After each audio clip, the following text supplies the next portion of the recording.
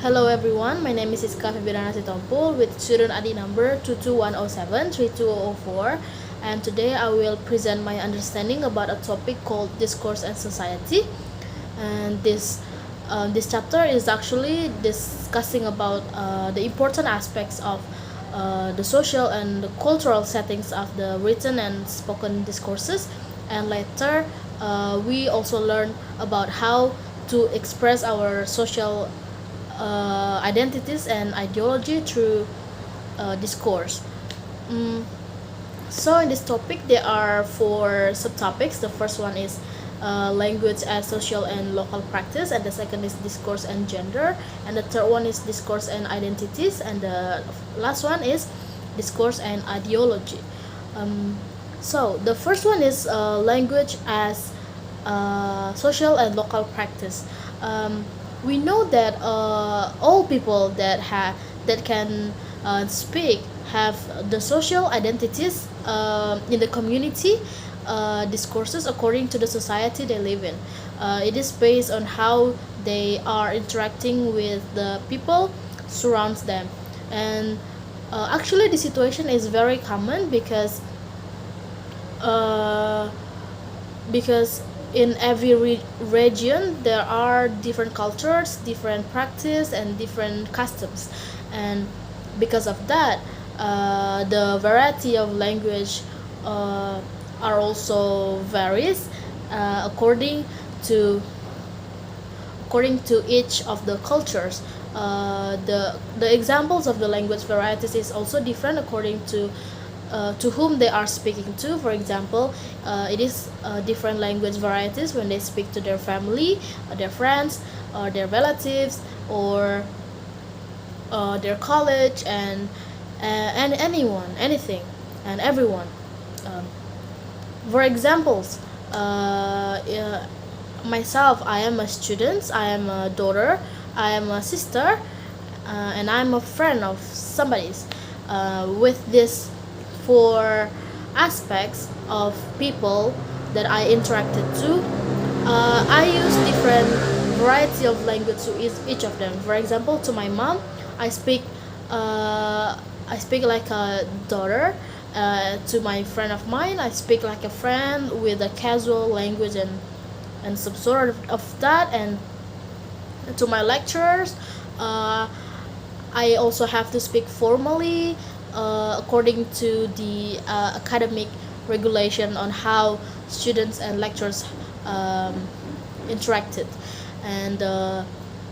And for sister, I also talk to my siblings with a tone of language that shows that I am a sister of them.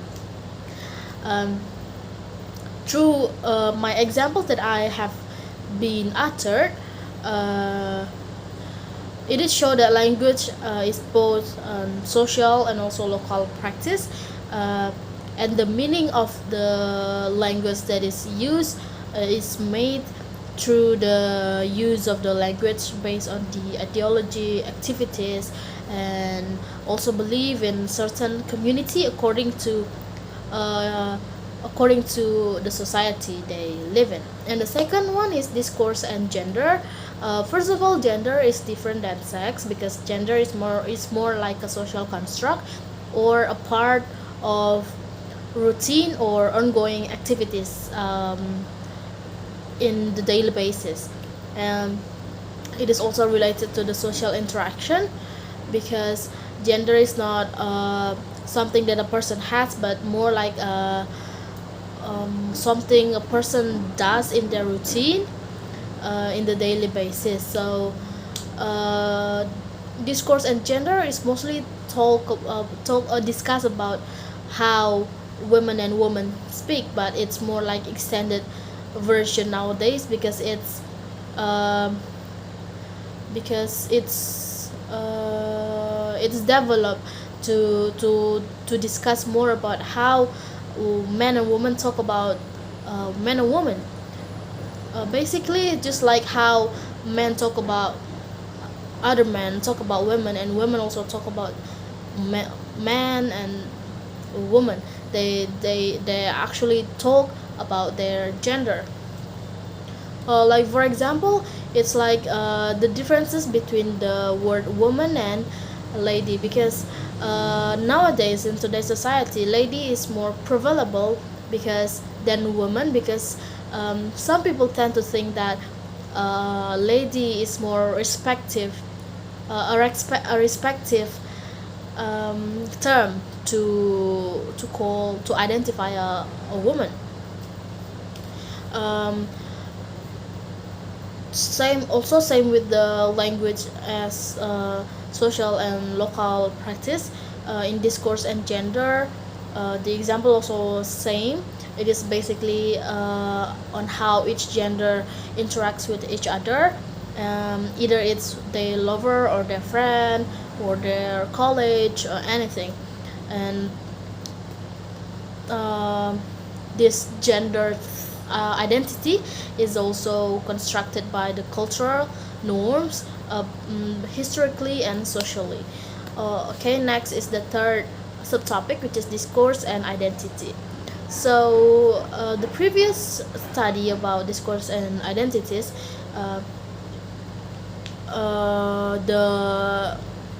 the connection between language and identity is based on the perspective between the relationship between the social variables and also the social class that is related to the linguistics aspects that related on how a person pronounce words, or how how they are using the grammatical rules that they use. This is also structural perspective, that seeing identity as something that is a constant process, because the information that a person give off about themselves to others is related to context, occasion and purposes uh, of the discourse. Moreover, it's also the information that the person gives us is also depends on how the interactions going on, and when the and when and where and when or no no it also depends on the space or the place where the interaction occurred. For example, is the conversation between the university students with their friends during their lunch break. Um, the conversation may be different from one group of friends to another group of friends, because they tend to talk about something different according to their liking, and it is different from one circle to another circle.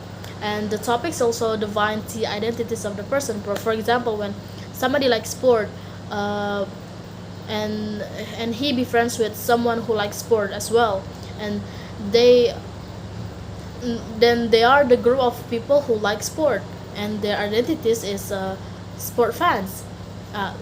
Yeah, it's like that.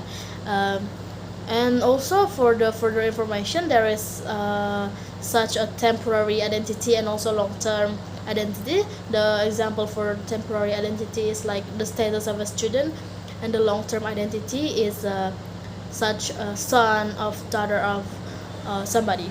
And the last topic and the last subtopic is discourse and ideology.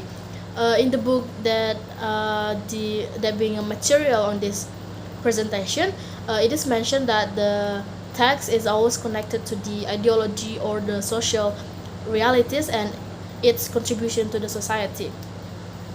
And to analyze a text, we have to look to the textual features in the text and then move to the interpretation of the text. Uh, the critical thinking that we have is also uh, able to help us to unpack the assumptions underlying the use of language, and what it's the purpose of the text and its relation to the social or political, both in spoken or written form, because in written and social because both in written and spoken discourse uh, are are full or loaded by the ideology, whether it is explicit or implicitly. um, so yeah, in conclusions, discourse and ideology is also related because in most of discourse, as I mentioned before, both in written and spoken form, it has ideology in it, whether it's explicit or implicit. So that's all that I can say in this presentation. Thank you very much.